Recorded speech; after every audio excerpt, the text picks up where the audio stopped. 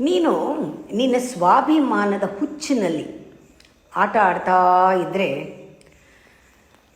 ಆಟ ಆಡ್ತಾ ಇರೋದು ಅದು ಆ್ಯಕ್ಚುಲಿ ಆಟ ಅಲ್ಲ, ಆಟದ ನಟನೆ. ನಟಿಸ್ತಾ ಇದ್ದರೆ ಒಂದು ದೊಡ್ಡ ಹೋರಾಟನೇ ಮಾಡ್ತಿರ್ತೀಯ. ಈ ಹೋರಾಟದಲ್ಲಿ ನೀನು ಬಿದ್ದವ್ರನ್ನ ಎತ್ತಿ ಮೇಲಕ್ಕೆ ಎಳಿಬಹುದು. ಅಂಥ ಅವಕಾಶ ಒದಗಿದ್ರೆ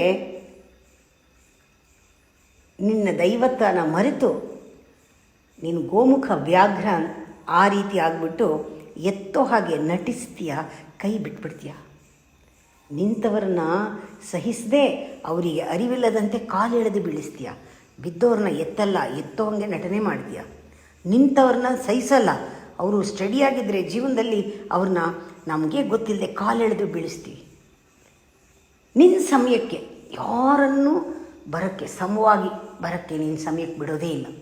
ರೊಚ್ಚಿಗೆಬ್ಬಿಸ್ತೀಯ, ಎಲ್ಲರನ್ನೂ ಸಂತೋಷ ಪಟ್ಕೋತೀಯ. ಇವೆಲ್ಲ ಅಸುರಿ ಭಾವನೆ ಅಲ್ವಾ?